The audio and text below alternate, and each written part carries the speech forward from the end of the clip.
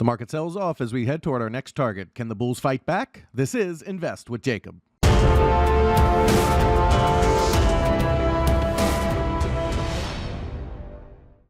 Okay, guys, so in yesterday's video, we talked about two paths, one being a 4-5 higher and then lower, and one being directly lower, and we got the latter, where the market sold down in an impulsive fashion, headed toward our 3,800 target. Now, the question is, can the bulls fight back? I'll get into that in just 1 second, but first, if you're new here, welcome to the show, guys. My name is Jacob Gabbard, and this is Invest with Jacob, where we use Elliott Wave Theory to break down the S&P 500 and the NASDAQ.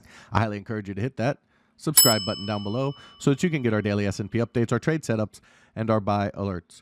All right, guys, with the move down today, we were short on that position, and we did very well, as you can see on the screen here. If you're interested in joining my trading room and understanding how to get some of these kind of plays, stay tuned for later in the video. For now, let's jump into the chart and take a look. Okay, guys, so here we are on the 1 hour futures chart, and as we talked about yesterday, we expected that push up into the 4060 to 4100 area. We were looking for a potential 4-5 and then a move down, which would lead us to 4,300 directly. However, we did not get that. And we did get a pretty good 5-wave move down in an impulsive fashion on the ES. So we got 1, 2, 3, 4, and then 5 down to complete wave 1 of C. And now what you'd like to see from here is a bounce in wave 2 toward the 4030 to 4060 area. From there, we'd look for a push down in wave 3 towards 3850, then a bounce in 4, and then ultimately down in 5 to 3800. Now, there is a little bit of a caveat here because they did push pretty low on this wave 1 or wave 5 of 1. If they push below the 3964 level, that could be a sign that we are already in wave 3 and making a more direct move towards 3850. Okay, now the alternate count for this would be our bullish count, and that would still be that the top was wave 1 of C up, and this is wave 2 of C down. And what you would look for here is the bulls to hold support, which they need to hold about 39.65 or so in that area. They can go a little lower, obviously, but we would like to see them hold the 39.65 to 60 area. And then if they come back in their bounce and they come down and hold support, that would be 1 of 3 and 2 of 3. And if they come back and take out the high here at about 40.85, then we would be on our way towards 4,300 in a more direct fashion. So those are the two counts we'll be tracking. We are looking for a bounce, but if they break that 39.65 area directly, we could see a direct move to 38.50. Okay, one other path that we have on here that we have been tracking is the move down was 1 and the move up was 2, but I don't like that count. I think it's very ugly. I think this wave 1 is very corrective in nature. But if they break the 3,800 support level directly, we could see a big move to the downside towards 2,900 to 2,500. So that's what we're tracking on the ES. Over on the NASDAQ, okay, pretty similar counts. You know, the markets do trade in step. However, the NASDAQ's move down was a little bit sloppier. It didn't quite overlap, but we do have 1, 2, 3, 4, 5 down on the NASDAQ as well. Okay, we would expect a bounce here toward the 12,200 to 12,300 area, and then a move down again, okay, in that wave 3. That should take us down toward the 11,500 area before seeing a bounce in 4 and then on down to the 11,400 area to complete this bigger C wave on the NASDAQ.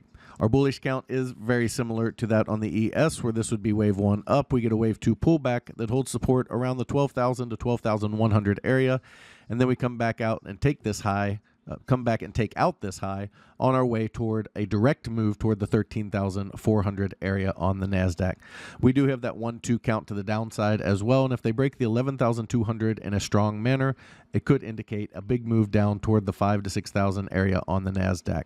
Guys, if you love the information I put out in these videos and you want real-time market updates from me, you need to check out investwithjacob.com. There's a link down in the description. Go ahead and click that link, and it will take you right over to the website.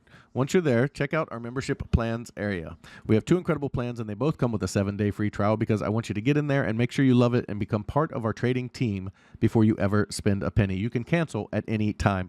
We did start our Elliott Wave for Beginners course, as you can see here, where we go over how to do Elliott Wave the way I teach it, and that comes with both membership plans. In our first room, the Invest with Jacob room, you get all of my real-time market updates, all of my buy and sell alerts, all of your Elliott Wave questions answered, a midday video where I go over exactly where we are in the counts and what to expect, as well as the training you just saw. We trade the SPY and the QQQ, and we swing trade, which means our trades can last anywhere from a few days to a few weeks, so we don't trade quite as often as a day trading room does. However, if you are looking for day trading, as well as individual stocks, you need to check out PT's Throne Room. In there, you get everything you get in the Invest with Jacob room, as well as individual stocks, day trading, and PT's reduced risk binary method that just crushes the market. He gets you in at a cheap price and gets you big multiples on your money, and it's something you kind of have to see to understand.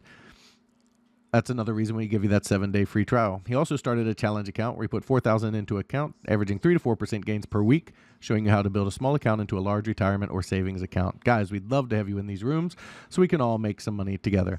All right, key takeaways for today. We're essentially looking for a bounce in wave 2 and then a move down in wave 3 toward that 38.50 area. However, if the bulls can hold support after that bounce, then we would be looking up toward 4,300 more directly. Over on the NASDAQ, same types of setup. We're looking for a bounce up to that 12.2 to 300 area, then a move down toward the 11.400 area. However, if the bulls can hold support and take out that prior high, then we would be on our way towards 13,400 more directly. Guys, that is the market update for today. I will talk to you tomorrow.